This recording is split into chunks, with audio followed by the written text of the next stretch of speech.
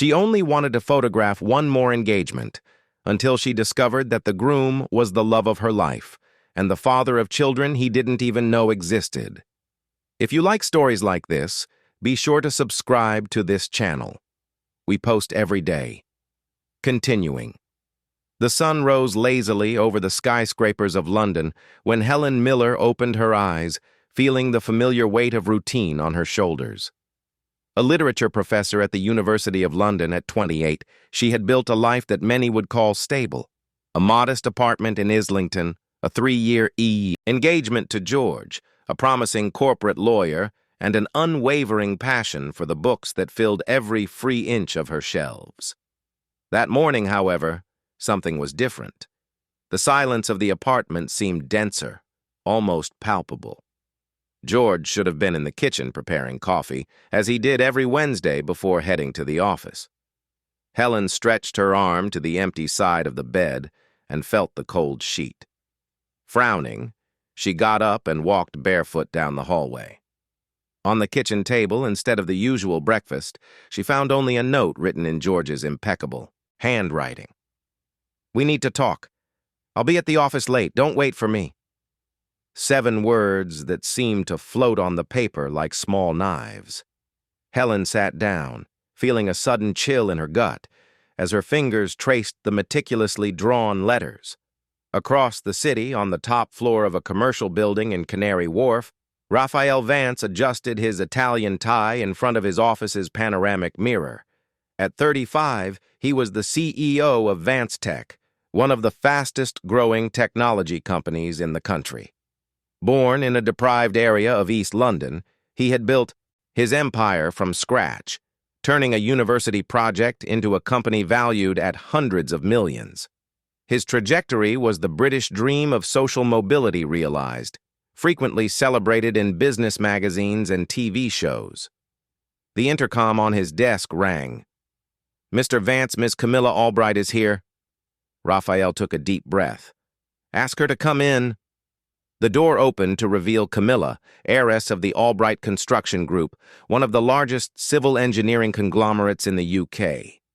Tall, dark hair, perfectly styled, wearing a red dress that seemed to have been designed exclusively for her slender body. Her relationship with Raphael had been the favorite topic of social columnists for over a year, the perfect union between technological innovation and business tradition. "We need to talk." The same words that were on George's note now came from Camilla's carmine lips. Raphael felt a familiar shiver. In his experience, that phrase never preceded good news. 2 hours later, Raphael remained motionless in his chair, while the image of Camilla leaving his office for the last time still burned in his retina. Her words echoed like a cruel mantra. "I met someone with more vision, with a promising political future. You understand, don't you? Business is business." The someone had a name, George Mendez, an ambitious lawyer who worked for one of the city's largest firms, specializing in mergers and acquisitions. The same lawyer who had helped draft Vance Tech's last major contract, the fiancée of a university professor named Helen Miller. News of the breakup spread like wildfire through London's social circles.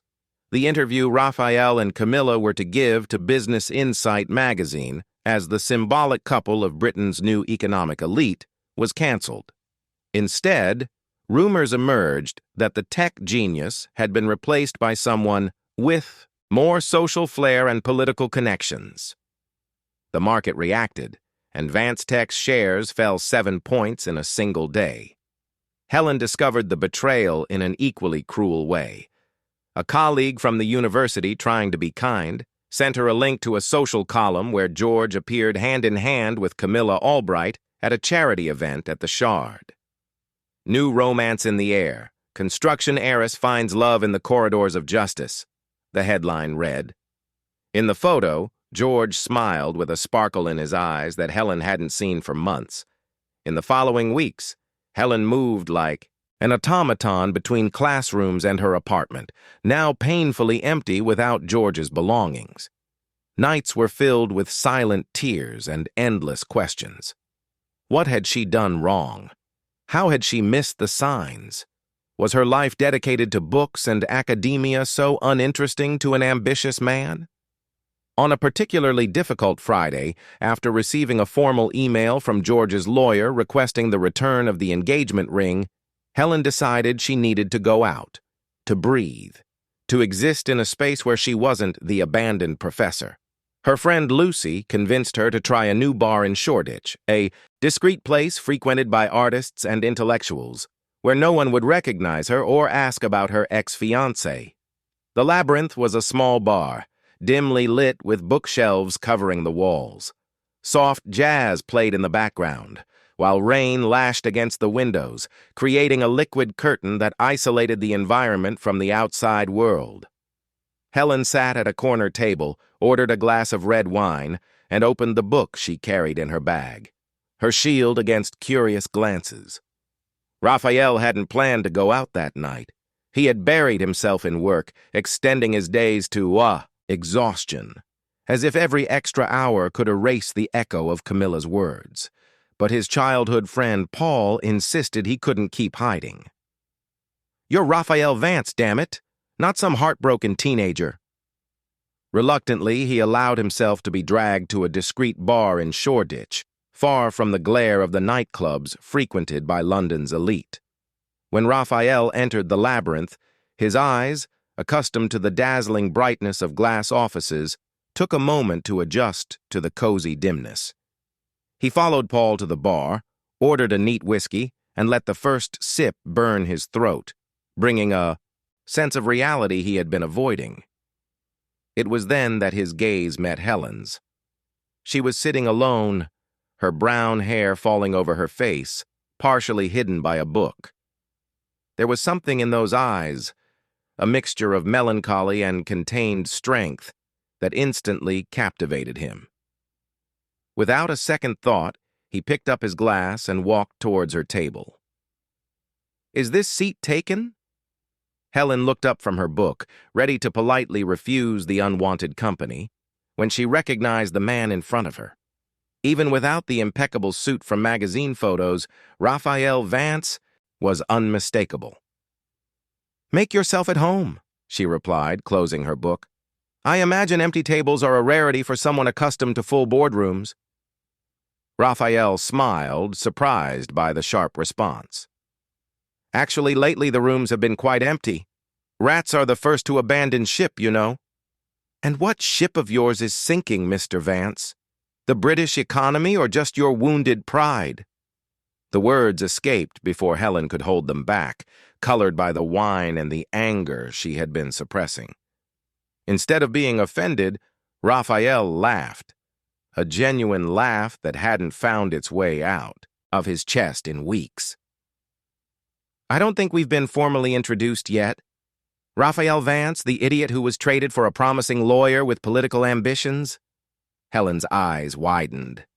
"Helen Miller, the idiot who was traded for a construction heiress with high society connections."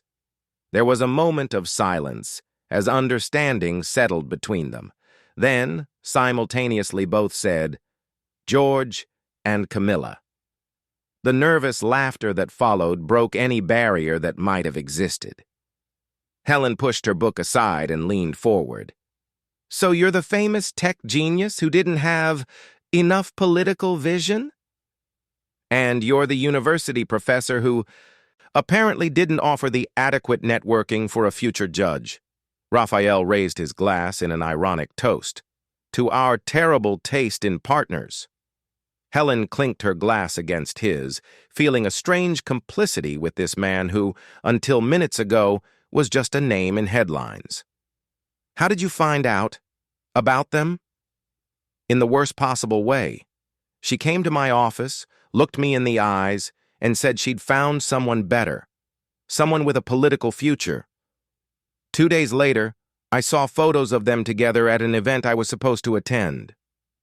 Raphael took a sip of whiskey. "And you?" "A well-meaning colleague sent me the social column where they appeared hand in hand. Before that, all I got was a note saying, 'We need to talk.' Helen shook her head. 3 years of relationship reduced to 7 written words. The worst part isn't the pain, Raphael commented, swirling the amber liquid in his glass. It's the humiliation.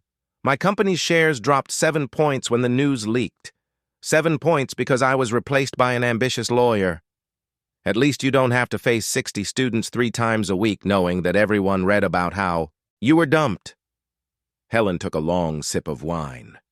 In academia, gossip is currency. The conversation flowed with surprising ease. 2 wounded souls found comfort in the mutual understanding of shared pain. A bottle of wine later, Helen felt lighter than she had in weeks. Raphael had ceased to be the intimidating CEO from magazines and had become just a betrayed man trying to rebuild his dignity. You know what's ironic? Helen said, leaning back in her chair. I bet they think they did us a favor. That we're at home crying while they toast to the brilliant future they'll have together. Probably. Raphael nodded, a dangerous glint appearing in his dark eyes. It would be interesting if we could show them how wrong they were. What do you mean? Raphael leaned forward, lowering his voice as if sharing a state secret. What if we pretended to be together? A fake relationship. You, the brilliant literature professor from the University of London. Me, the CEO of Vance Tech. We could appear together at events, give interviews, show the world and them that we've moved on. Helen laughed, finding the idea absurd. Are you serious? We barely know each other. Exactly why it would be perfect. No emotional involvement, no complications, just a strategic partnership to reclaim our dignity. He spoke with the same conviction he probably used in his business meetings. 6 months. Then we amicably break up and go our separate ways. No hard feelings. You're completely insane. But there was something tempting about the proposal. The idea of seeing George's face when he found out she was with Raphael Vance.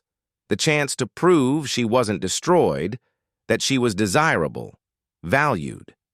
And how would this agreement work? Like any other contract, we establish terms, expectations, duration. We can even put it on paper if that makes you more comfortable. My lawyers are discreet. Lawyers? Helen raised an eyebrow. You really want to involve legal aspects in this? It's how I do business, Helen. Everything clear, everything documented. Raphael smiled, a smile that didn't quite reach his eyes. Think of it as an emotional insurance policy. The proposal was absurd, impulsive, potentially disastrous. But something within Helen, perhaps wounded pride, perhaps a desperate need for reaffirmation, responded to the madness with equal intensity. And where would I live during these 6 months? Would I stay in my apartment? I have a loft in Chelsea, 3 bedrooms, enough space for 2 strangers to pretend to be a couple. Raphael spoke as if offering a common rental contract. You'd have your own room, your own space, no invasions of privacy. Helen should have refused immediately. She was a university professor, an intellectual, a woman who had built her career analyzing the complexities of literature and human relationships. She knew that agreements like that only existed in poorly written novels, the kind she criticized in her classes. But the image of George and Camilla shining in the spotlight, while she hid among piles of books and nightly tears, burned like acid. And what do you gain from this, Raphael? Besides the satisfaction of seeing their faces, I mean. Stability for my shares, recovery of my public image, to show that I'm more than the abandoned CEO. He shrugged, as if the answer was obvious. Vance Tech is about to launch a new platform. I need credibility, not pity. The bar clock marked almost midnight when Helen extended her hand across the table. 6 months. No real involvement. Everything documented. And in the end, each goes their own way. Raphael shook her hand, sealing the strangest pact either of them had ever made. Welcome to the partnership, Ms. Miller. The next morning, with a clearer head and the wine's effect dissipated, Helen sat in her small kitchen staring at her coffee cup. What had she done? Agreed to a plan worthy of the soap operas her mother watched religiously? She was about to call Raphael and cancel everything when her phone vibrated with a message. Lunch at 1 p.m. to discuss terms? I've sent my driver to pick you up. Confirm your address. RV. Helen hesitated, her finger hovering over the screen. She could simply ignore it, pretend the previous night had been a delusion induced by wine and sadness. Go back to her life of classes and lonely nights, while George built his brilliant future alongside Camilla. Or she could dive into this madness, 6 months pretending to be someone she wasn't, alongside a man who represented everything she criticized in her lectures on capitalism and inequality. Fidalgo Street, 276, Apt 304. I'll be ready. HM. At precisely 1 p.m., Helen entered the exclusive restaurant at the top of one of the tallest buildings on Oxford Street. Raphael was already waiting, impeccably dressed in a navy blue suit, contrasting with the simple dress she had chosen, the best she had in her university professor's wardrobe. Punctual? I like that. Raphael stood up, pulling out her chair with a formality that seemed rehearsed. Basic professionalism, Helen replied, trying to hide the discomfort she felt in that environment clearly outside her daily reality. So, what are the terms of this agreement? Raphael gestured to the waiter, who immediately approached with a bottle of white wine. First, let's establish the basics. This is a mutually beneficial agreement lasting 6 months. During this period, we will appear publicly as a couple, attend social events together, and you will reside in my loft in Chelsea. About that, Helen interrupted. Wouldn't it be simpler to maintain separate residences? I can appear when necessary for events and— It wouldn't be convincing, Raphael cut in, his voice soft but firm. It needs to look real, Helen. Living separately would raise immediate suspicions, especially considering the scrutiny the press gives to my personal life. Helen took a deep breath, feeling more and more like a piece on a chessboard she didn't know how to play. And what would be my obligations in this agreement? Presence at corporate and social events, 2 or 3 times a week at most. Public displays of affection. Nothing excessive, just enough to seem genuine. A joint interview for Business Insight next month. Raphael spoke as if outlining points of a commercial contract. In return, besides housing, I can offer financial compensation that— No. The word came out stronger than Helen intended. I don't want your money, Raphael. That would make me feel like— An escort? He finished, an ironic smile on his lips. That wasn't my intention. Still, I prefer to keep this as a exchange of favors, let's say. You reclaim your public image. I reclaim my dignity. No financial transactions. Raphael studied her for a moment, as if recalculating variables in a complex equation. As you wish, but let me at least cover expenses related to events, clothes, accessories, things that would be necessary to maintain appearances. Helen wanted to refuse, but she knew her university professor's wardrobe would hardly prepare her for the world of galas Raphael frequented. Only the essentials. Excellent. Raphael gestured to a man in a suit sitting a few tables away. The man approached, carrying a leather briefcase. This is Maurice, my personal lawyer. He drafted a confidentiality agreement and the general terms of our arrangement. Helen looked at the multi-page document the lawyer placed before her, feeling a pang of unreality. Was she really about to sign a contract to fake a relationship? I'd like some time to review the terms, she said, sliding her finger across the first page. Naturally. Take all the time you need. Raphael seemed genuinely pleased with her caution. After all, it's a 6-month commitment. We need to be on the same page, literally. As Helen flipped through the document, her eyes caught clauses about exclusivity Neither party shall engage romantically with third parties during the term of this agreement. Confidentiality. Both parties undertake never to reveal the contractual nature of the relationship. And even a section titled Public Displays of Affection that meticulously listed what would be considered appropriate. This is, she searched for the right word, extremely detailed. Precision avoids future misunderstandings, Raphael replied, pouring more wine. Any specific clause that bothers you? Helen pointed to a paragraph on the 3rd page. This part about public appearance of the relationship. You want to announce our involvement at a charity gala next Saturday? The annual London Charity Ball, one of the most important events on the social calendar.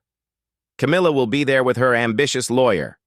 It would be the perfect setting for our first appearance together. That's in 4 days, Helen protested. How are we going to convince anyone that we're in a serious relationship in such a short time? Raphael leaned forward, his eyes fixed on hers. The best lie contains elements of truth, Helen. We'll say we met after our respective breakups, finding mutual comfort in shared understanding. It's not that far from reality, after all. Helen felt a shiver run down her spine. There was something in the intensity of his gaze that destabilized her. He wasn't just a calculating businessman devising a commercial strategy. There was hunger there, a need for revenge that echoed her own pain. And how will we explain the speed? People won't believe we developed feelings so quickly. On the contrary, Raphael smiled, a smile that didn't reach his eyes. The public loves a love story born from the ashes of tragedy. 2 broken hearts finding healing in each other. It's practically a literary cliché, isn't it, Professor? Helen couldn't help but offer an ironic smile. Interesting that you cite literary clichés, Mr. Vance. I didn't imagine you were a literature scholar. I have a considerable library, despite what my ex liked to insinuate about my lack of cultural refinement. There was a hint of bitterness in his voice. Perhaps you can recommend some readings during our cohabitation. The conversation continued through lunch, oscillating between the formality of the agreement and moments of surprisingly genuine connection. Helen discovered that, behind the facade of the ruthless CEO, Raphael possessed an intellectual curiosity and a caustic sense of humor that resonated with her. In turn, Raphael seemed genuinely interested in her academic work, asking questions that demonstrated more than mere courtesy. When coffee was served, Helen had signed the contract. 6 months of her life committed to an elaborate charade, all for pride and a childish desire to show George that his departure hadn't destroyed her. So, when do I move in? She asked, feeling a mix of apprehension and strange excitement. Tonight, if possible. We have 4 days until the charity ball. We need to work on our chemistry. Raphael pronounced the last word with a touch of irony. My driver can help you with the move. I don't have much to take. Just clothes, books, and a few souvenirs. Helen thought of her small apartment, the carefully organized bookshelves she would have to temporarily abandon. Mostly books. There's plenty of space, and a library that might surprise you. Raphael signaled the waiter for the bill. Welcome to your new life, Ms. Miller. I hope you don't regret it. As they left the restaurant, side by side but still strangers, Helen couldn't shake the feeling that she had just signed a pact with the devil. A charming and wounded devil, but still someone whose world was completely foreign to hers. That night, as she packed her essential belongings under the curious gaze of Lucy, her best friend and only confidant in this absurd plan, Helen tried to explain her decision. It's just a strategy, Luce. 6 months, I regain my dignity and I move on. Lucy, sitting on the bed watching Helen select which books to take, shook her head. You realize this is completely insane, right? Faking a relationship with one of London's most powerful men just to make George jealous? It's not just for jealousy, Helen defended herself, though the justification sounded weak even to her own ears. It's complicated. It's dangerous, Lucy corrected. You don't even know him, Helen. What if he's a psychopath? What if this affects your career at the university? Helen paused, a worn copy of 100 Years of Solitude in her hands. I signed a contract. He's meticulous. Everything is on paper, including the guarantee that my career won't be affected. A contract to fake love? Lucy laughed without humor. Only you, my academic friend, would turn even revenge into an intellectual exercise. The intercom rang, announcing the arrival of Raphael's driver. Helen took a deep breath, closing the last suitcase. 6 months, Luce. What could happen in 6 months? Everything, Lucy replied, hugging her friend. Absolutely everything.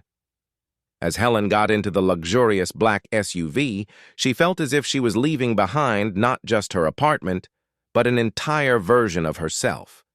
The dedicated professor, the serious intellectual, the woman who lived among books and theories. Ahead of her stretched an unknown world of privilege and appearances, a game in which she didn't know the rules. The driver, a middle-aged man with an impassive expression, drove in silence through the illuminated streets of London. Through the window, Helen watched the city transform, the more modest buildings of Islington giving way to the mirrored towers and luxurious estates of Chelsea. When they arrived at the building where Raphael lived, an imposing structure of glass and concrete that seemed to defy gravity, Helen felt the weight of her decision. For 6 months, this would be her home. For 6 months, she would live a carefully crafted lie. The elevator ascended silently to the top floor. The doors opened directly into Raphael's loft, a spacious area with floor-to-ceiling windows offering a panoramic view of the city. Raphael was waiting, casually dressed in jeans and a white shirt, a surprisingly relaxed look compared to the impeccable executive from lunch. "Welcome to your new home," he said, gesturing expansively. "I hope it's comfortable." Helen took a few hesitant steps inside, absorbing the details of the space. Minimalist but clearly expensive furniture, contemporary artworks on the walls, and, to her surprise, bookshelves filled with books occupying an entire wall. "It's impressive," she managed to say, feeling small and out of place amidst so much contained luxury. "Your room is this way," Raphael indicated, leading her down a corridor. "I had the space prepared for you." The room was large and elegant, decorated in neutral tones, with a king-size bed and more bookshelves, currently empty. A side door led to a private bathroom with a tub and shower. "I hope it's suitable. If you need any help organizing your belongings—" "It's perfect," Helen interrupted, needing a moment alone to process everything. "Thank you." Raphael seemed to understand her need for space. "I'll be in the living room. When you're settled, we can discuss the details for the charity ball." When he left, Helen sat on the edge of the bed, feeling the mattress give under her weight. What was she doing? How had she gone from a university professor with a simple life to, what exactly? A CEO's fake girlfriend? A piece in a game of revenge? Slowly, she began to unpack, placing her books on the empty shelves, her few personal belongings on the dresser. The contrast between her simple things and the luxury around her was striking. Hours later, when she finally emerged from the room, she found Raphael on the balcony, contemplating the city, lights with a glass of wine in his hand. He turned at the sound of her footsteps. "Settled in?" he asked, offering her a glass. Helen accepted the wine, positioning herself beside him on the balcony. "As much as possible." "I know this is unusual," Raphael said after a moment of silence. "I want you to know that I completely respect your privacy and your space." "Thank you." Helen took a sip of wine, feeling the liquid warm her throat. "So, The charity ball? How exactly are we going to convince hundreds of people that we're a passionate couple when we barely know each other? Raphael smiled, a smile that for the first time seemed to reach his eyes. That, Professor, is something we'll have to learn together. And so began the strange rehearsal of a romance that didn't exist. A carefully choreographed dance between two strangers united by wounded pride and a shared desire for revenge. What neither of them knew, as they watched the lights of London sparkle below them, was that the lines between reality and enactment would soon begin to blur in ways no contract could predict or control. The 4 days preceding the London charity ball unfolded in a strange choreography of rehearsals and adjustments. Raphael hired an image consultant who arrived at the apartment with racks of evening gowns for Helen to try on, while she tried not to think about the price of the tags she occasionally glimpsed. A stylist appeared for last-minute adjustments, and a professional makeup artist was scheduled for the night of the event. "Is this really necessary?" Helen asked, trying on the third dress, a navy blue silk model that left her back exposed. "Absolutely," Raphael replied, observing her with critical eyes. "The charity ball isn't just a fundraising event. It's a statement of social standing. Every detail will be analyzed, every gesture interpreted." Helen twirled before the mirror, feeling the fabric flow around her legs. It was undeniably the most beautiful dress she had ever worn. "Have you always lived like this? With every move calculated, every appearance meticulously planned?" Raphael hesitated before answering, a flash of something vulnerable crossing his face. "No. This world, it's not where I started. I grew up in a deprived area of East London, the son of a domestic worker. Every detail I learned about how to dress, speak, behave in this environment was studied, practiced, earned." Helen looked at him in surprise. She vaguely knew of his success story, but hearing the direct mention of his humble origins caught her off guard. There was a sincerity in his voice that contrasted with the ruthless CEO persona. "The blue," he said, resuming professional neutrality. "It matches your eyes and complements my suit. We'll look harmonized." During these days, they rehearsed their backstory, how they met, when they realized their mutual attraction, small details to lend verisimilitude to the lie. Raphael instructed her on the important names and faces they would encounter, subtleties of social etiquette that she, as an academic, had never needed to master. In return, Helen surprised him with her knowledge of literature and art, gently correcting him when he confused authors or artistic movements. "If we're going to pretend to be a couple, I need to make sure you don't make basic mistakes about my field," she explained, as they prepared an impromptu dinner in the high-tech kitchen she was still learning to navigate. There were moments of tension, when Raphael instinctively placed his hand on her waist during rehearsals of how they should behave, or when their gazes met for too long during nightly conversations on the balcony. But there were also moments of genuine connection, when the masks seemed to fall and they were just two people sharing stories, laughter, and the strange, forced intimacy of their situation. On the night of the ball, Helen stood before the mirror in her room, barely recognizing the woman who stared back at her. The blue dress hugged her body like a second skin. Her hair was elegantly arranged in a low bun with a few loose strands framing her face, and the makeup enhanced her eyes and lips in a way she had never managed on her own. "May I come in?" Raphael's voice came through the door, followed by light knocks. "Of course." He entered, impeccable in his black tuxedo, holding a velvet box. For a moment he stood still, watching her. "You look stunning," he said finally, his voice hoarser than usual. Helen felt an unexpected blush rise to her neck. "Thank you. You don't look bad yourself." Raphael smiled, approaching with the box. "I brought something to complete the look." Inside the box lay a delicate sapphire and diamond necklace sparkling under the room's light. Helen felt her breath catch. "Raphael, this is borrowed," he clarified quickly. "From Stern Jewelers. We need to return it tomorrow." Helen hesitated, relieved it wasn't a gift, but still uncomfortable with the evident value of the piece. "Are you sure this is necessary?"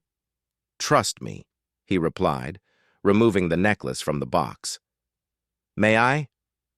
Helen nodded silently, turning so he could place the necklace around her neck. She felt his fingers lightly brush her skin as he fastened the clasp, a touch so light it could have been imagined, but which sent a shiver down her spine. "Perfect," Raphael murmured, his hands lingering for a moment on her shoulders. Their gazes met in the mirror, hers uncertain, his intense and unreadable. The moment was broken by Raphael's phone ringing. He stepped away, checking the message. "The car is waiting. Are you ready for our grand debut?" Helen took a deep breath, adjusting the necklace. "As ready as I can be to lie to all of London's elite." The London Charity Ball was held at the majestic Cedars Palace, a historic mansion in Kensington that once belonged to coffee barons and now served as a venue for the city's most exclusive events. When Raphael's car pulled up to the torch-lit entrance, Helen felt her heart quicken. "Remember," Raphael said, holding her hand before the driver opened the door, "tonight we are in love, two broken hearts that found healing in each other." "I've never been a good actress," Helen admitted, anxiety evident in her voice. "Don't think of it as acting. Think of it as an alternate version of ourselves. In some parallel universe, perhaps this was our reality." Before she could answer, the door opened and they emerged into a sea of camera flashes. Raphael immediately assumed his public persona, confident, charming, his hand firmly placed on the small of Helen's back, guiding her with an intimacy that seemed genuine. The palace interior was breathtaking. Crystal chandeliers, extravagant floral arrangements, live orchestra music, and hundreds of guests in formal attire. Helen felt momentarily disoriented by the opulence, the hum of conversations, the weight of curious glances that followed them. "Raphael Vance!" A middle-aged man approached, accompanied by an elegant woman. "We didn't expect to see you so well accompanied so soon." "Edward, Marianne." Raphael greeted them with studied ease. "Allow me to introduce Helen Miller, professor of literature at the University of London, and—" He paused, a calculated pause, looking at her with what seemed like genuine adoration. "The woman who brought light back into my life." Helen felt her face flush, but managed to smile and extend her hand. "It's a pleasure to meet you." "The pleasure is ours, dear." Marianne examined her with thinly veiled curiosity. "How did you two meet? It must have been recently." Helen felt Raphael tense imperceptibly beside her. This was the moment they had rehearsed for. "Actually, we met at a bar in Shoreditch," she replied, surprising herself with the naturalness in her voice. "I was reading Gabriel Garcia Marquez. He was trying to escape a business meeting. We started talking about literature and—" "I found myself completely unprepared for her," Raphael completed, his gaze never leaving Helen's face. For her intelligence, her depth, it was like finding an oasis in the desert. There was something in his voice, a softness, a vulnerability, that Helen hadn't witnessed during their rehearsals. For a moment, she almost believed the story they were telling. "Fascinating," Edward commented, his tone suggesting he found the situation more intriguing than he let on. "Well, welcome. Enjoy the evening." As soon as the couple walked away, Raphael leaned in to whisper in Helen's ear. "First round passed. He's London's biggest gossip. In 15 minutes, everyone will know about us." The night proceeded like a strange dream. Helen was introduced to dozens of faces and names she could barely retain. Entrepreneurs, politicians, celebrities, all curious about the mysterious professor who had captured the heart of the moment's most coveted bachelor. Raphael remained constantly by her side, his hand frequently finding hers, his eyes seeking her out in conversations, small gestures of intimacy. That seemed surprisingly natural. It was during a break in introductions when Raphael went to get drinks that Helen saw him. George, impeccable in his tuxedo, his arm possessively around the waist of Camilla Albright, who shone in a blood-red dress. They were a few meters away, chatting animatedly with a group that included what appeared to be a senator. Helen felt her stomach clench. Although she knew she would see them tonight, the reality of seeing them, so perfectly fitting into this world of privilege, hit her like a physical blow. "Here you go." Raphael's voice brought her back as he offered her a glass of champagne. His eyes followed the direction of her gaze, and his face momentarily hardened. "Ah, they've arrived." "Yes." Helen took a long sip, seeking courage in the alcohol. "They seem to belong here." Raphael studied her face. "Are you all right? We can leave if you prefer." The concern in his voice surprised Helen. "No, we're here for a reason, aren't we? Let's give them an unforgettable show." A slow smile formed on Raphael's lips. "That's why I chose you, Helen Miller. There's much more strength in you than meets the eye." He offered her his arm, and together they walked towards the group where George and Camilla were talking. Helen felt each step as if she were walking towards an abyss, but she kept a smile on her face and her posture erect. "Raphael!" Camilla's voice sounded false in her surprise. "How wonderful to see you!" Her eyes assessed Helen from head to toe, a spark of confusion and something that could be jealousy quickly masked by a social smile. "Camilla, George." Raphael greeted them with glacial cordiality. "Allow me to introduce Helen Miller, my fiancée." The word dropped like a bomb. Fiancé. They hadn't agreed on this. Helen almost choked on her champagne, but managed to maintain her composure, feeling Raphael's fingers gently squeeze her arm, a silent request for trust. The shock on George and Camilla's faces was immediate and undeniable. George recovered first, extending his hand to Helen with a familiarity that now seemed deeply inappropriate. "Helen," he said, his tone condescending as always. "This is unexpected." "Life is full of surprises, isn't it, George?" Helen replied, her voice firmer than she expected. "Some of them are even good." Camilla stared at the sapphire necklace on Helen's neck. "So, engaged? That seems a little rushed, doesn't it?" Raphael smiled, his arm wrapping around Helen's waist in a possessive gesture. "When you find the right person, Camilla, any waiting seems unnecessary. I learned that the hard way." There was a moment of palpable tension, the four caught in a web of lies and unspoken emotions.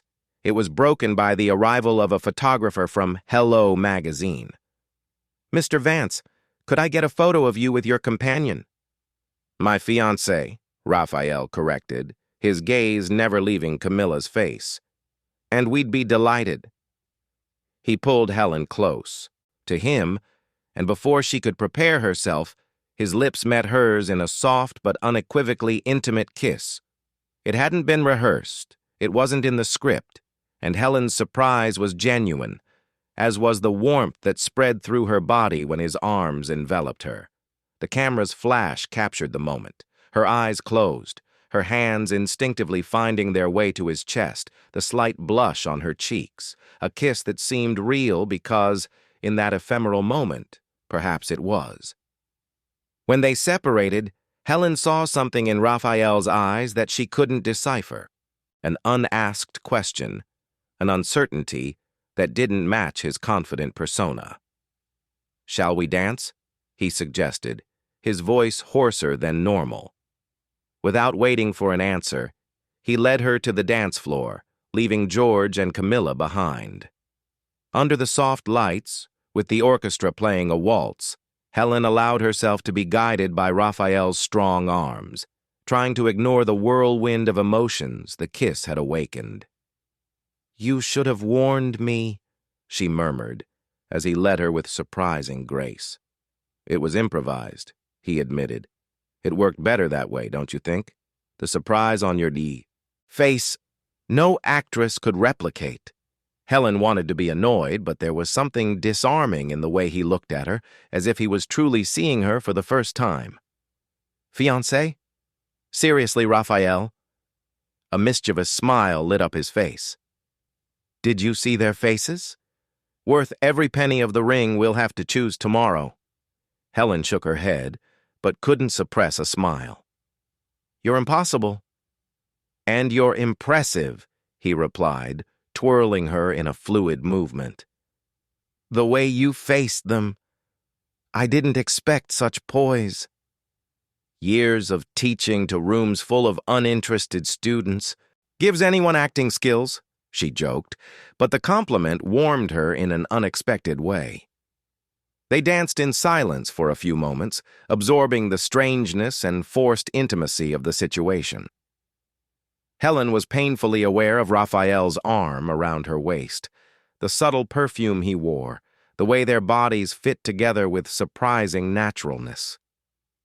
"They're watching," Raphael whispered in her ear, "like they're witnessing a slow-motion car crash." Helen didn't need to look to know it was true. She could feel George and Camilla's stares burning into her back. "I hope they're suffering." "No doubt." Raphael pulled her closer, their bodies now almost pressed together. "George looks especially perturbed. I don't think he ever imagined you could move on so spectacularly." A sigh escaped Helen's lips. "He always saw me as the comfortable girlfriend, the boring intellectual who would be there when he returned from his adventures." "Then he never truly knew you," Raphael said, his voice surprisingly serious. "Because the woman I'm holding now is anything but boring." The look they exchanged was charged with something neither of them was ready to name. For a moment Helen forgot they were staging, that every gesture was calculated for a specific audience. There was a sincerity in Raphael's dark eyes that made her heart race. The rest of the night passed as if they were in a private bubble. They danced, talked with guests, posed for more photographs. In every interaction, the lie seemed to take on a life of its own, becoming more comfortable, more natural. Helen found herself genuinely laughing at Raphael's jokes, finishing his sentences, touching him with a familiarity that didn't need to be forced. When they finally left the event, it was well past midnight. In the car, on the way back to the loft, a comfortable silence settled between them. Helen watched the city lights through the window, trying to process the strangeness of the night. "You were incredible," Raphael said finally, his voice breaking the silence. "Everyone believed it." "You weren't bad yourself," she replied, a tired smile on her lips. "That kiss was convincing."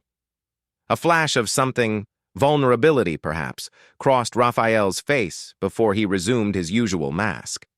"Just following the script, the perfect revenge." "Of course." Helen looked back out the window, feeling an unexpected pang of disappointment. "The plan is working perfectly." In the loft, Raphael helped her remove the sapphire necklace, his fingers lightly brushing the nape of her neck. "Tomorrow I'll arrange for a ring, something that suits your personality, not too ostentatious." Helen nodded, suddenly exhausted. The night's adrenaline finally left her, leaving her vulnerable and confused. "Good night, Raphael."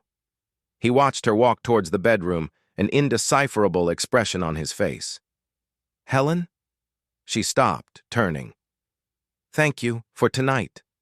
For all of this." There was a sincerity in his voice that disarmed her.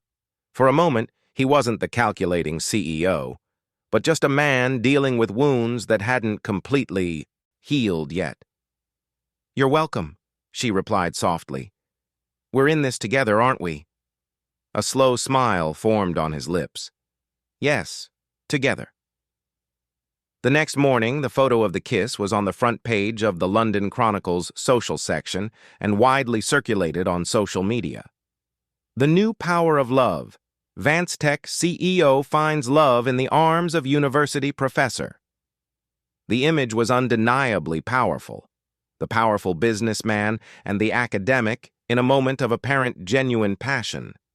Helen observed the headline on her tablet while having coffee in the kitchen. Raphael entered, already dressed for work, but with dark circles under his eyes that suggested a sleepless night. "Mission accomplished," he commented, pouring himself coffee. Vance Tech's shares rose 3 points this morning. "That's good," Helen replied, uncertain how to proceed after the unexpected intimacy of the previous night. "So, what happens now?" Raphael sat opposite her, his eyes studying her with an intensity that had become familiar. "Now we live our lie. Public appearances, dinners, the basics. I have a business trip to Edinburgh next week. It would be good if you accompanied me." "And my work?" "I have classes to teach, Raphael." "We can schedule around your timetable," he assured. "This agreement shouldn't interfere with your career." Helen nodded, grateful for the consideration. "So, we're officially engaged now." "In the eyes of the world, yes." Raphael hesitated, as if carefully choosing his next words. "I'd like to thank you properly for the sacrifice you're making." Helen raised her eyebrows. "It's not exactly a sacrifice to live in a luxury loft and wear borrowed jewelry, Raphael. Still, I thought of a gift, something that is truly yours, not just for show." Before she could answer, he slid a small velvet box across the table. It wasn't the engagement ring they had discussed. That would come later, strategically chosen for maximum impact. It was something more personal.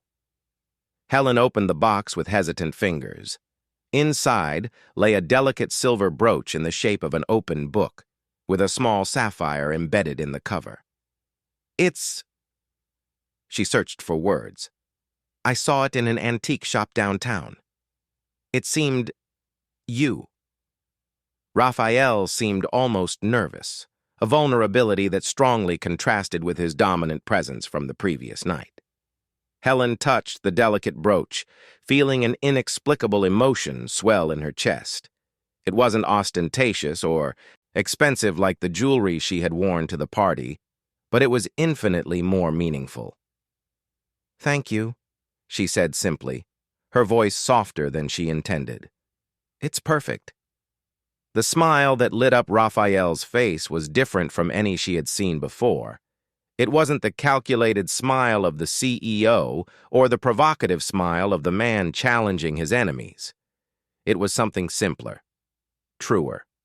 "I need to go," he said, standing up. "Board meeting. Will I be back for dinner?" It was a question, not an assertion, as if he was genuinely asking for her company, not just following the script of their charade.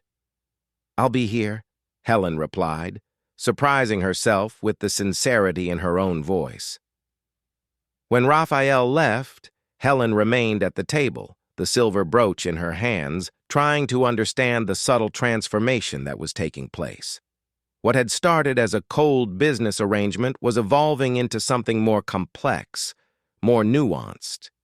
She pinned the brooch to the lapel of her blazer before leaving for her classes, a small secret talisman, a reminder that, behind the elaborate facade they were building, there were moments of genuine connection that no contract could foresee or regulate. The following weeks established a surprisingly domestic rhythm. During the day, each followed their professional routine, Raphael commanding his technological empire, Helen teaching and researching at the university. At night, they shared meals, conversations, and occasionally, social events where they played the role of a loving couple with increasing naturalness. It was in the small things that the charade began to disintegrate, giving way to something more authentic. In the way Raphael learned to prepare coffee exactly how she liked it. in the way Helen discreetly reorganized his bookshelves, grouping them by themes and authors, instead of the purely aesthetic arrangement before. They discovered unexpected common interests, a shared passion for old film noir, an appreciation for jazz, a taste for spicy Thai food that neither of them publicly admitted. Small confidences were exchanged on quiet nights on the balcony. Childhood stories, unconfessed fears, dormant dreams. Raphael learned about the manuscript of poems Helen secretly kept in a drawer, texts she had never shown anyone, not even George, who always dismissed her literary aspirations as a cute hobby. Helen discovered about the social project Raphael discreetly maintained in the community where he grew up, a startup incubator for young talents from East London that never appeared in his press releases. In public, they played their roles perfectly, appearing at charity events, business dinners, even in a carefully orchestrated interview for Business Insight, where they spoke about how love blossoms in the most unexpected places. The kiss photograph at the charity ball had become a kind of symbol, the moment when the ruthless Raphael Vance revealed his human side. Vance Tech's shares rose consistently. Helen's students showed new respect, some even discreetly asking for autographs after class. The narrative of unlikely love captured the public imagination, completely overshadowing George and Camilla's romance, which now seemed pale and calculating in comparison. The revenge was complete, the plan working perfectly. And yet something had fundamentally changed between them, something neither of them was ready to name or confront. It was during a trip to Paris for a literary festival where Helen would present a paper on contemporary British women writers that the lines between reality and fiction began to blur dangerously. Raphael had accompanied her, apparently to maintain appearances, although there was no real need for his presence at an academic event far from London's social spotlight. The small boutique hotel where they stayed overlooked the sea in a historic part of the city. They had booked a suite with 2 bedrooms, maintaining the facade of a couple while preserving the privacy established by their contract. On the second night, after Helen's successful presentation, they celebrated with a bottle of wine at a beachfront restaurant. Conversation flowed naturally, without the constant need to monitor words or gestures as they did in London. "You were brilliant today," Raphael commented, his eyes reflecting the soft lights of the restaurant. "The way you challenged that critic in the audience, it was impressive." Helen smiled, still exhilarated by the success of the event. "He deserved it. Trying to invalidate female voices with arguments from the last century in my presentation? It reminded me of the day we met," Raphael said, his tone softer. "That same spark in your eyes when you confronted me at the bar." "I was terribly drunk that night," Helen laughed, "and furious with the world." "And now?" The question hung between them, loaded with unspoken meanings. Helen contemplated her wine glass, searching for an honest answer. "Now, I'm confused." "About what?" "This." She made a vague gesture between them. "What's real and what's acting? Sometimes I forget we're just pretending." A silence settled, filled only by the sound of waves breaking on the nearby beach. Raphael reached across the table, his fingers brushing hers. "What if—" he began, then stopped, as if pondering the implications of his next words. "What if not everything was pretense?" Helen's heart raced. "What do you mean?" "I mean that maybe, at some point between signing that ridiculous contract and now, something changed, at least for me."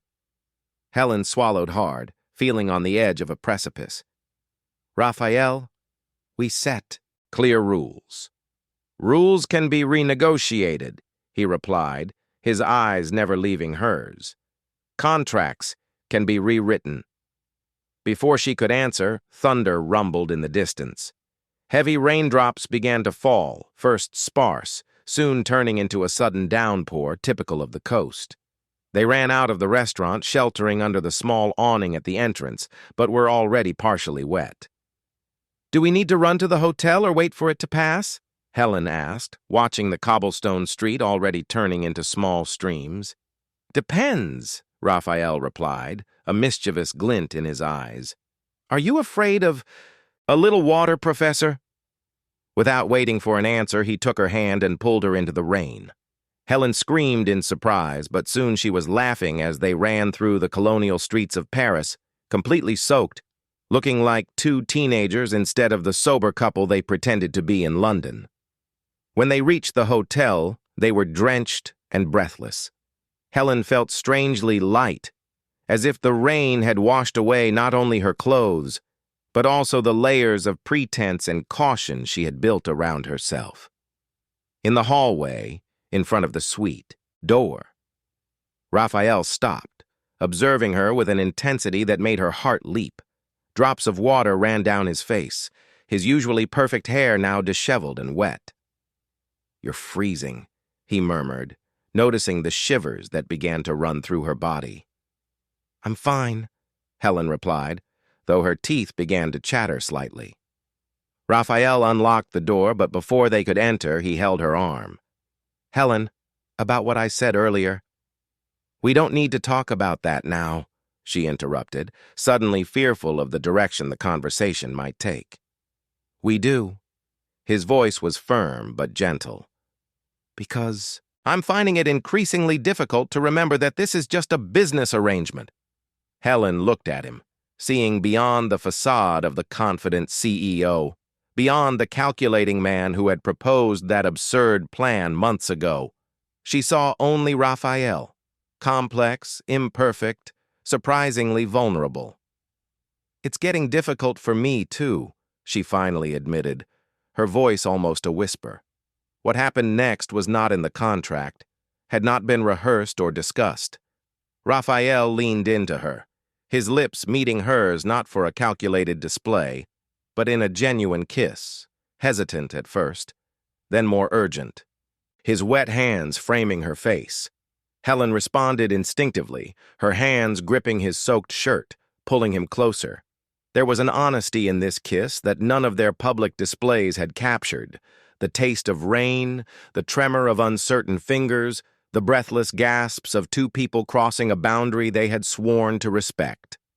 When they separated, both breathless, Helen saw in Raphael's eyes the reflection of her own confusion and desire. Without words, she took his hand and guided him into the suite, closing the door behind them. That night, the second bedroom remained empty.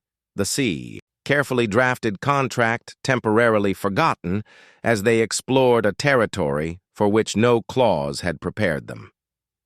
The morning light filtered softly through the bedroom curtains when Helen opened her eyes, momentarily disoriented by Raphael's arm around her waist.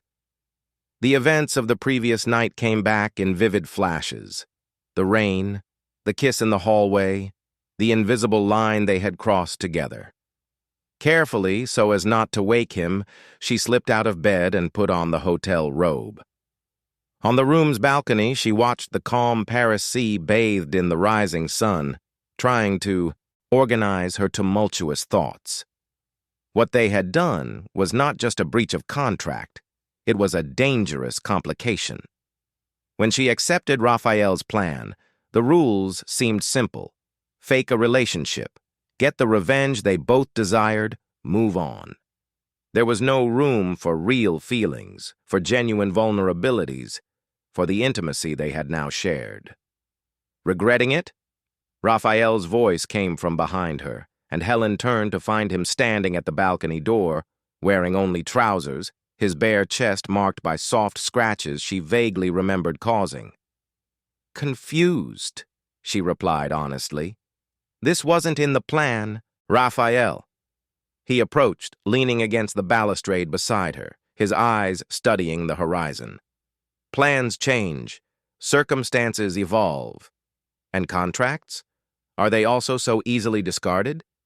Helen couldn't help the defensive tone. "This wasn't the nature of our agreement." Raphael turned to face her. Our agreement was to fake a relationship to achieve a goal. The goal has been achieved, Helen. Vance Tech's shares are at their highest in 3 years. Your reputation at the university is stronger than ever. George and Camilla look pathetic compared to what we've built. To what we pretended to build, she corrected. Is it really just pretending? Raphael asked, his voice softer. Because what happened last night didn't feel like an act to me. Helen looked away, unable to face the intensity in his eyes. It was a moment of weakness. Confused emotions, the romantic setting, the adrenaline of the successful presentation. Look at me, Raphael asked, and when she reluctantly met his gaze, he continued. We can keep hiding behind excuses and justifications, or we can admit that something has changed between us, something neither of us planned or predicted. The vulnerability in his voice disarmed Helen. This wasn't the calculating CEO proposing a business deal. It was just a man admitting feelings that scared him as much as they scared her. What do you suggest, then? She asked, crossing her arms protectively over her chest. Honesty, at least between the two of us. Raphael took a step towards her. We can maintain the public facade, continue as planned, but here, when we're alone, we could at least stop pretending there's nothing real happening. Helen felt her heart race. It was tempting, extremely tempting, to accept this new version of their agreement, to allow herself to explore the feelings she had been suppressing for weeks. But something held her back. And after the 6 months? She asked. When the contract ends and we go our separate ways, what happens to these feelings you want us to acknowledge? The question hung between them, laden with unspoken possibilities and unconfessed fears. Raphael ran a hand through his hair, a rare gesture of uncertainty. Honestly? I don't know. Maybe we'll find out it was just a phase, a temporary connection born of extraordinary circumstances. Or maybe we'll discover that some things are worth more than contracts and carefully crafted plans. The silence that followed was filled only by the sound of waves breaking on the beach below and the distant singing of birds. Helen felt on the edge of a precipice, knowing that her answer would fundamentally change the course of the next few months. No promises, she said finally. No expectations beyond the agreed 6 months. Just honesty while it lasts. The smile that lit up Raphael's face was genuine, reaching his eyes in a way she rarely witnessed. He extended his hand, gently touching her face. Honesty while it lasts. When they returned to London that afternoon, something had subtly changed between them. In public, they continued to play the role of the loving couple, the powerful CEO and the brilliant professor who had captured his heart. But in private, in the sanctuary of the loft in Chelsea, they allowed themselves a new form of truth. The following weeks brought an intimacy neither of them had anticipated. Helen discovered Raphael's peculiar taste for documentaries about naval history and his surprising skill in the kitchen, a result of years of cooking for himself when he was still struggling to establish his company. Raphael learned about her secret passion for B-horror movies and the peculiar habit of mumbling in French while grading academic papers.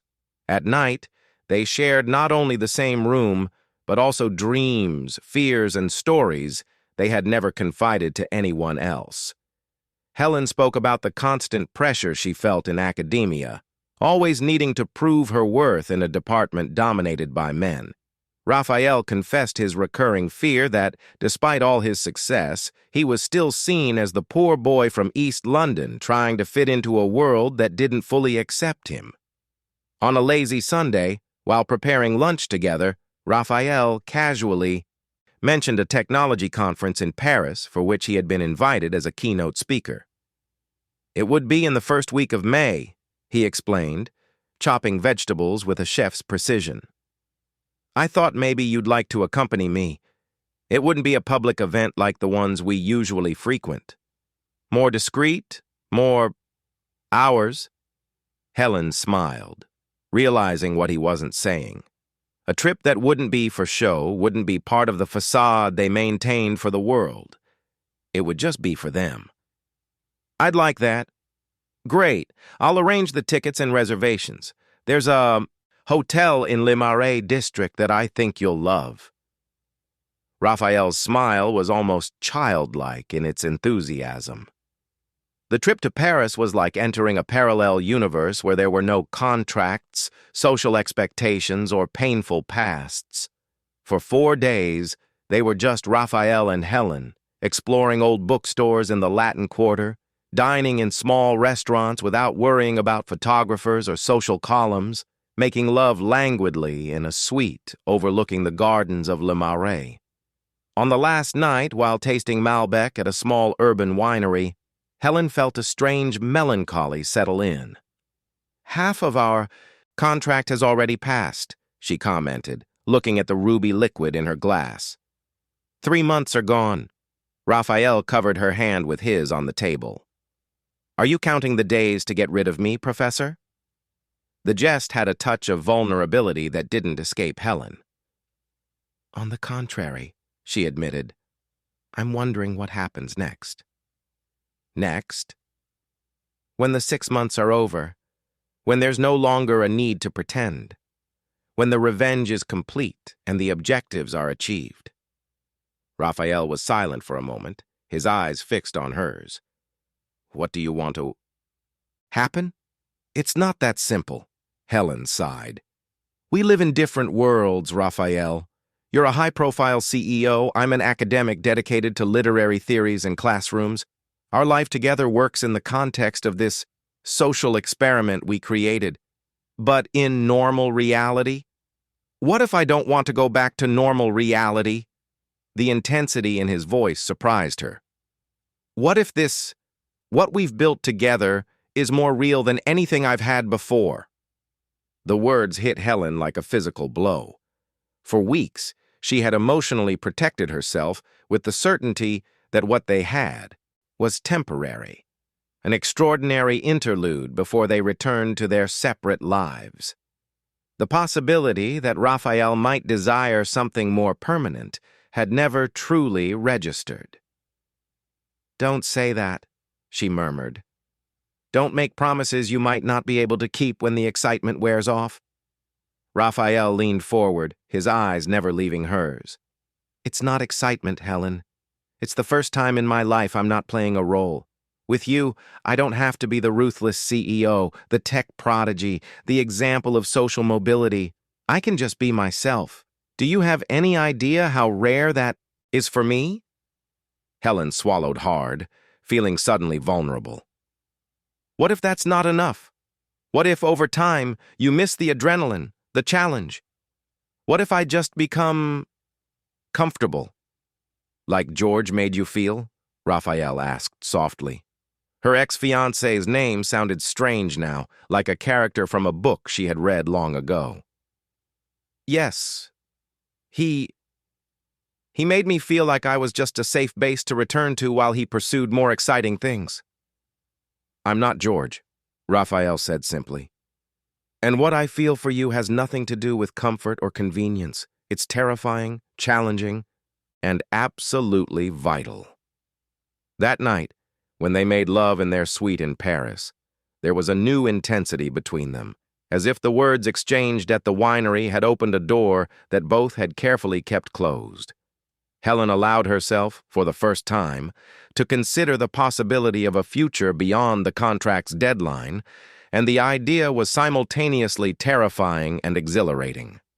The return to London brought back the reality of their public lives.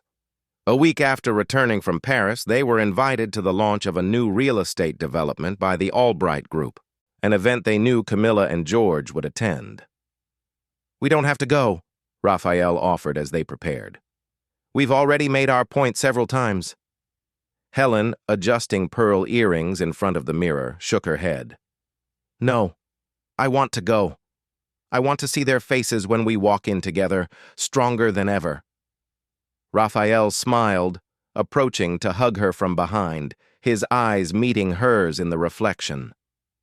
Stronger because we're not pretending anymore, are we? She turned in his arms, gently touching his face. Exactly. The event took place on an exclusive rooftop in Mayfair, overlooking the London skyline. When Raphael and Helen arrived, hand in hand and genuinely smiling at each other, the cameras immediately turned to them, further solidifying their position as London's most envied elite couple. It was during a quiet moment, when Raphael was talking to some investors and Helen was observing the city from across the room, that Camilla Albright approached, a calculated smile on her perfectly painted lips. "Helen," she greeted, holding a champagne flute. "You look absolutely stunning tonight. Raphael must be enchanted." "Thank you, Camilla." Helen maintained her composure, although her heart sped up slightly. "How are things? With you? With the Albright Group?" "Flourishing.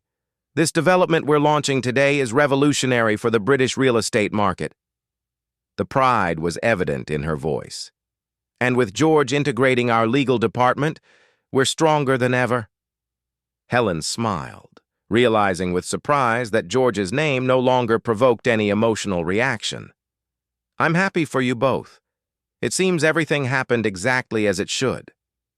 Camilla studied her for a moment, her shrewd eyes searching for any sign of falsity. "You really love Raphael, don't you? It's not just a reaction to our situation."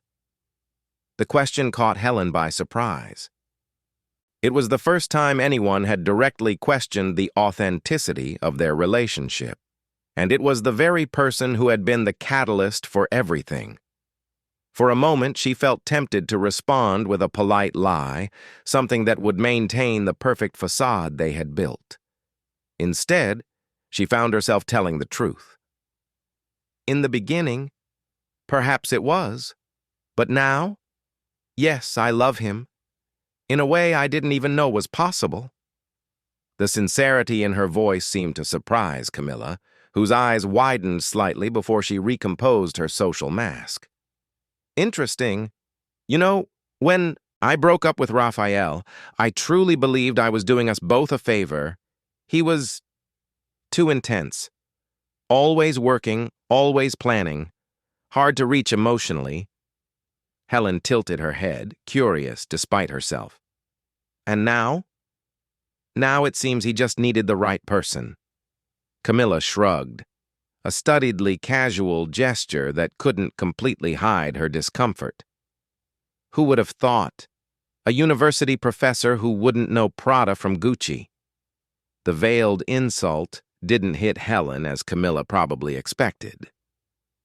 "Perhaps because I never tried to change him to fit some social mold. I accept him exactly as he is.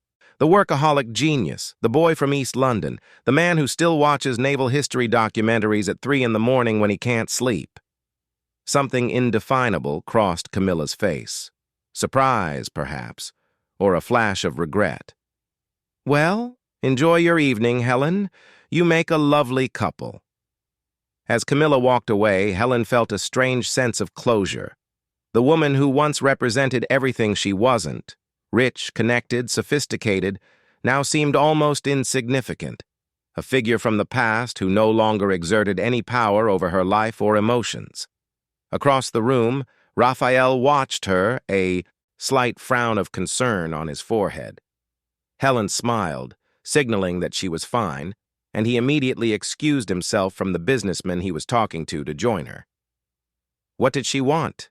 he asked, protectively putting his arm around her waist. "To check if I really love you or if I'm just trying to provoke her," Helen replied with an ironic smile. Raphael raised his eyebrows. "And what did you say?" "The truth." Helen held his gaze, feeling her heart race. It was the first time she had admitted it aloud, even if not directly to him. That at first it might have just been revenge, but now it's real. Something transformed Raphael's face, a softness, a vulnerability that few people had the privilege of witnessing. Without caring about the glances around them, he pulled her into a soft kiss, different from the calculated public displays they had performed in the past. This kiss was a confession, a promise, a shared truth. "Let's go home," he murmured against her lips when they separated. That night, lying in the bed they now shared without pretense or denial, Raphael traced lazy patterns on the bare skin of Helen's back. 3 months, he said softly. "That's how much is left on our original contract." Helen turned to face him, resting her head on his chest. "Are you thinking of exercising the early termination clause? You've already gotten what you wanted after all. VanceTech's shares have never been higher." Raphael chuckled, the sound reverberating under her ear. "On the contrary, I'm thinking about a contract extension." "An extension?" Helen rose on her elbow to look him in the eyes. "How long are we talking about? Another 6 months? A year?" "I was thinking something more along the lines of permanent."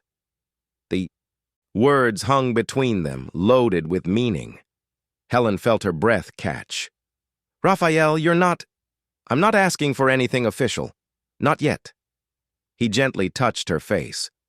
"I just want you to know that when this absurd contract expires, I have no intention of going our separate ways. Unless that's what you want."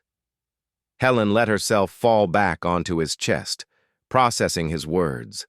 Part of her still feared that all of this was temporary, an extraordinary interlude before reality reasserted control. And yet, in his arms, that reality seemed distant and irrelevant. "I don't want to go our separate ways either," she finally admitted. "But I'm afraid." "Of what?" "That, outside this bubble we've created, we won't be compatible. That the real world, your business meetings, my academic life, the fundamental differences in how we see the world will end up pulling us apart." Raphael was silent for a moment, his hands never stopping their gentle movement on her back. "You know what I've discovered in these 6 months, Helen? That my life isn't VanceTech or my projects or any of the ventures I've built. It's something much simpler and infinitely more valuable, the ability to be myself, completely, without reservations or calculations. And I only found that with you." The words resonated deeply with Helen. There was truth in what he said. She had never felt so authentically herself as in the private moments with Raphael, when all pretenses and expectations were cast aside. "Then let's make a new agreement," she proposed, rising again to look him in the eyes. "No contracts, no lawyers, no clauses, just a promise between the two of us. Whatever path we choose after these 3 months, it will be a decision based only on what we feel for each other, not on what the world expects of us." The smile that lit up Raphael's face was pure light.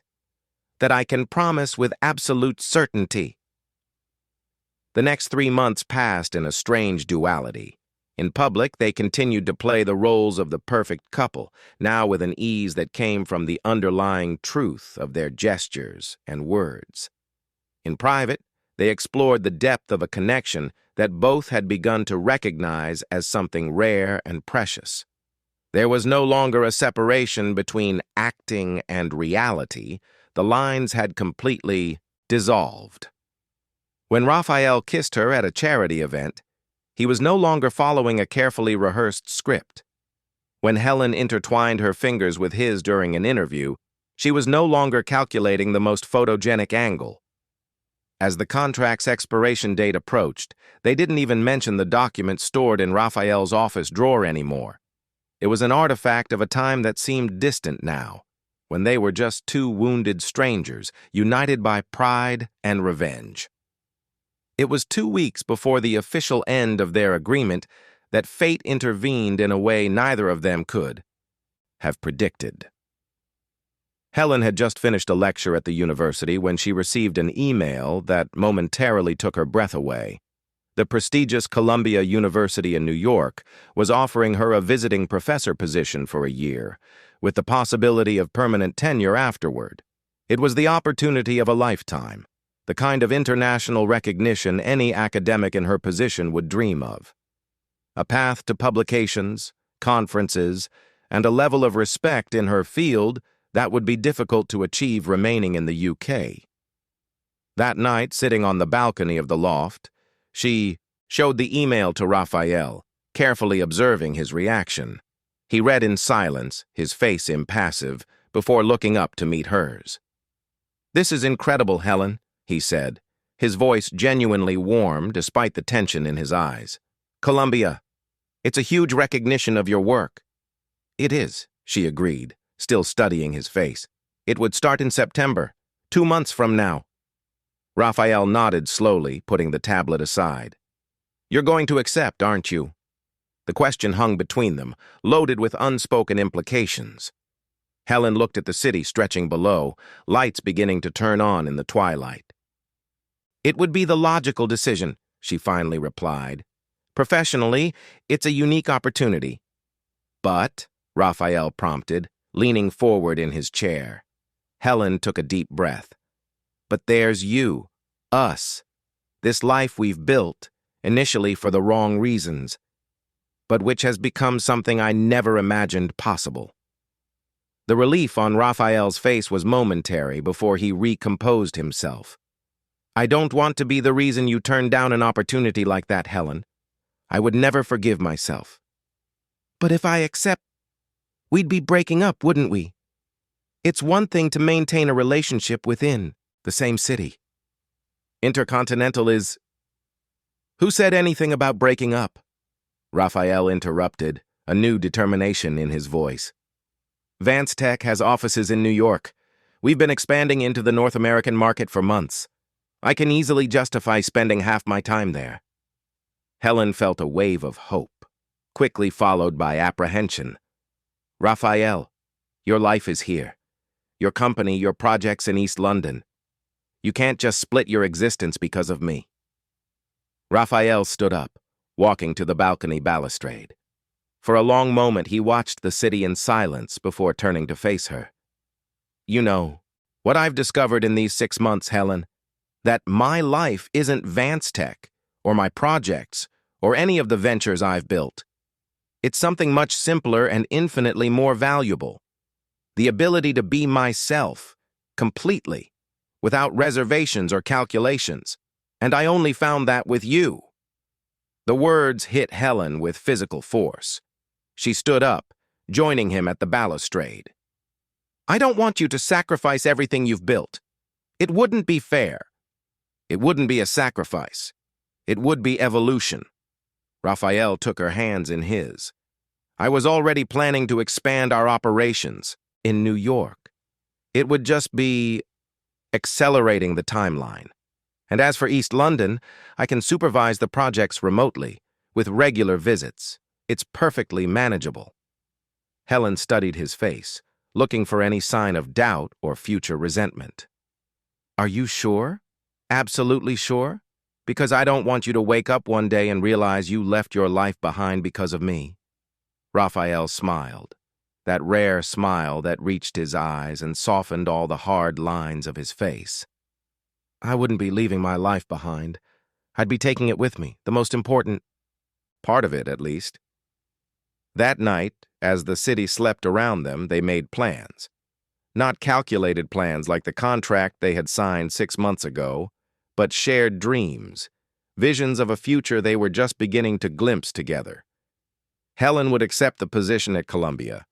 Raphael would expand Vance Tech's operations in New York, dividing his time between the two countries. They would find an apartment in Manhattan, perhaps in the Village or Chelsea, somewhere with enough bookshelves for her books and enough space for him to work when he wasn't at the office. A week later, when the contract officially expired, Raphael brought the document to the balcony. Helen watched as he held it over the small grill they kept for mild evenings. "Should we keep a copy for sentimental reasons?" he asked, half joking. Helen shook her head, a smile on her lips. "Burn it. We don't need it anymore. Raphael lit a match and brought it to the paper. As the flames consumed the contract that had united their destinies 6 months ago, he pulled her into his arms. "Did you know, technically, we just committed destruction of evidence?" Helen joked, leaning back against his chest. "I prefer to think of it as a symbolic act, the end of an era and the beginning of another. An era without contracts or agreements." "Well, about that." Raphael pulled away slightly, reaching into his pocket.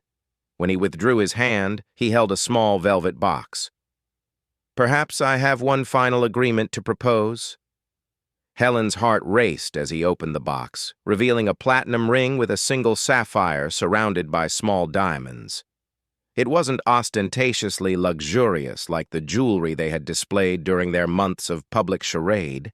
It was elegant, discreet, personal. "It's not a contract," Raphael said, his voice softer than she had ever heard it. "It's a promise that no matter where we are, London, New York, or anywhere in between, we'll be together, not for revenge, not for appearances, but because we choose each other every day." Helen looked at the ring, then at the man in front of her, no longer the ruthless CEO or the partner in a business deal, but simply Raphael with all his complexities, vulnerabilities, and strengths. "Yes," she replied simply, extending her hand for him to slide the ring onto her finger. "I accept that promise." When they kissed under the London night sky, there were no cameras recording the moment, no audience to impress, no revenge to be won. There were just two people who had found, in the midst of an elaborate lie, the deepest truth of their lives. 6 months later, as snow fell softly outside the apartment they shared in Greenwich Village, Helen received news that her first book of poetry would be published by a respected New York publisher. That same night, Raphael told her that VanceTech's UK operations were so well established that he could remain in New York for longer periods, visiting London only quarterly.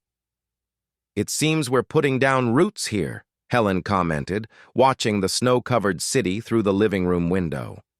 Raphael hugged her from behind, his chin resting on top of her head. "Roots are good, especially when you have something more to anchor." There was a strange inflection in his voice that made Helen turn to face him. "What do you mean?" Raphael smiled, a mixture of nervousness and joy on his usually composed face. "Remember that test you took 3 weeks ago? The one you said was just a precaution?" Helen felt her heart race. "Yes. I stopped by the pharmacy on the way home. I thought maybe we should do another one, just to be sure." 2 hours and 3 pregnancy tests later, sitting on the bathroom floor with their backs against the bathtub, both looked at the positive results lined up on the sink counter. "It wasn't in the plans," Helen murmured, a mix of fear and joy washing over her. "Definitely not in the original contract." Raphael laughed, the sound reverberating in the small space. "I think we've finally proven that some of the best things in life are those we never plan." He took her face in his hands, his eyes conveying an intensity that words could never capture. "Of all the negotiations I've ever made, of all the contracts I've ever signed, you were the only agreement that started as a farce and ended as the deepest truth of my life." Helen smiled through the tears that began to form. Who knew an elaborate revenge could lead to this? "It wasn't revenge that brought us here," Raphael corrected softly. "It was courage. Courage to admit when fiction becomes reality. Courage to choose love when it would be easier to keep defenses up." As the snow continued to fall outside, transforming the noisy city into a silent and ethereal landscape, they remained embraced on the bathroom floor, contemplating the unexpected future that unfolded before them. A future that no contract could have predicted, no clause could have regulated, and that neither of them would trade for any revenge in the world. What had begun as a calculated performance for a specific audience had transformed into the truest story either of them had ever lived, proving, after all, that sometimes it's only when we pretend to be who we're not that we discover who we truly can be.